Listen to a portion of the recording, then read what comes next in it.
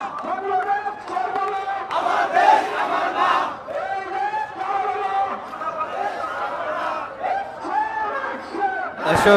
হিন্দু সম্প্রদায়ের যারা রয়েছেন ৮ দফা দাবিতে তাদের যেই গণসমাবেশ সেটি কিন্তু এই মুহূর্তে চলমান রয়েছে কেন্দ্রীয় শহীদ মিনারের সামনে। কিন্তু হিন্দু সম্প্রদায়ের আসলে যারা রয়েছেন তারা কিন্তু একত্রিত হয়েছেন। দেখছেন যে অসংখ্য মানুষের ভিড় কিন্তু এই মুহূর্তে শহীদ মিনার প্রাঙ্গণে রয়েছে এবং তারা কিন্তু তাদের যে ৮ দফা দাবি, সেই ৮ দফা দাবির ঘোষণা দিয়ে তাদের যেই জ্বালাময়ী বক্তব্য সেগুলো কিন্তু তারা এরকম পর্যায়ক্রমে চলমান রেখেছেন। সেই ঘোষণায় সেই দৃশ্যটি কিন্তু দেখতে পাচ্ছেন। এখানে কিন্তু অসংখ্য মানুষের যে ভিড় সেটি কিন্তু লক্ষ্য করা যাচ্ছে। দর্শক, সমকালের সাথে আপনারা সরাসরি যুক্ত আছেন এবং দেখছেন যে এইভাবেই কিন্তু পর্যায়ক্রমে হিন্দু সম্প্রদায়ের নেতৃবৃন্দ যারা রয়েছেন, যারা আসলে দায়িত্বশীল পর্যায়ে রয়েছেন, তাদের পক্ষ থেকে কিন্তু বক্তব্য দেওয়া হচ্ছে, গণসমাবেশ, এবং সেখানে কিন্তু অসংখ্য মানুষের ভিড়। হিন্দু সম্প্রদায়ের যারা রয়েছেন তাদের উপস্থিতি কিন্তু এই মুহূর্তে কেন্দ্রীয় শহীদ মিনার প্রাঙ্গণে রয়েছে। জানিয়ে রাখি যে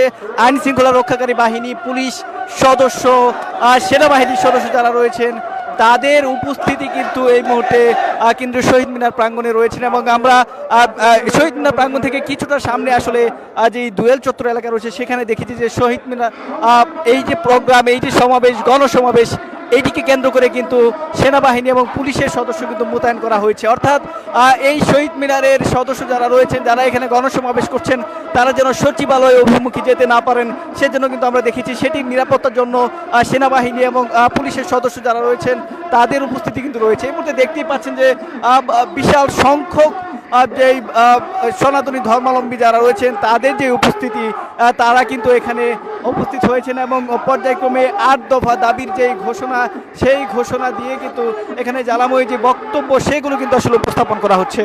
দর্শক, দেখতেই পাচ্ছেন যে মানুষের উপস্থিতি, হিন্দু সম্প্রদায় যারা রয়েছেন তাদের উপস্থিতি কিন্তু অনেকটাই বেশি এবং তারা কিন্তু পর্যায়ক্রমে তাদের যে ঘোষণা, তাদের যে দাবি, ৮ দফা দাবির ঘোষণা, সেটি কিন্তু তারা আসলে দিয়ে যাচ্ছেন। এবং তাদের পক্ষ থেকে যেটি বারবার বলা হচ্ছে যে সংখ্যালঘু বলে তাদেরকে যেভাবে আসলে বৈষম্যের শিকার করা হচ্ছে সেটি আসলে তারা স্বাধীন বাংলাদেশে কোনোভাবেই চান না। এবং তারা বলছেন যে কিছু কিছু ক্ষেত্রে ভারতে এবং যে পার্শ্ববর্তী দেশগুলোতে হিন্দু সম্প্রদায়ের লোকজন চলে যাচ্ছেন, তাদেরকে বলছেন যে চলে না গিয়ে সম্মিলিতভাবে তাদের যে প্রতিরোধ সেটি যেন করা হয়। এবং সেই ঘোষণা কিন্তু এখান থেকে দেওয়া হচ্ছে যে সবাই সবার পাশে যেন দাঁড়ায়, সেই একটি ঘোষণা কিন্তু হিন্দু সম্প্রদায়ের নেতৃবৃন্দ যারা রয়েছেন তারা কিন্তু এখানে উপস্থিত হয়ে সেই ধরনের ঘোষণা কিন্তু জানিয়েছেন। এবং দেখছেন যে অসংখ্য হিন্দু সম্প্রদায়ের যারা আসলে রয়েছেন, হিন্দু ধর্মাবলম্বী যারা রয়েছেন তারা কিন্তু এখানে উপস্থিত রয়েছেন এবং এভাবে কিন্তু আসলে পর্যায়ক্রমে যে ভাষণ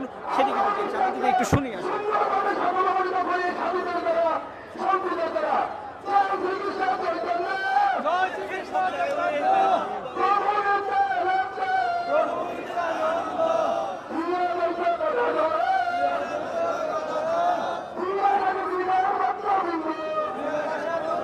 দাবি যেন মেনে নেওয়া হয়, ৮ দফা দাবির বাস্তবায়নই তাদের এখন প্রাথমিক লক্ষ্য এবং সেটি যেন আসলে মেনে নেওয়া হয়, সেই ঘোষণা কিন্তু তাদের পক্ষ থেকে কিন্তু জানানো হচ্ছে।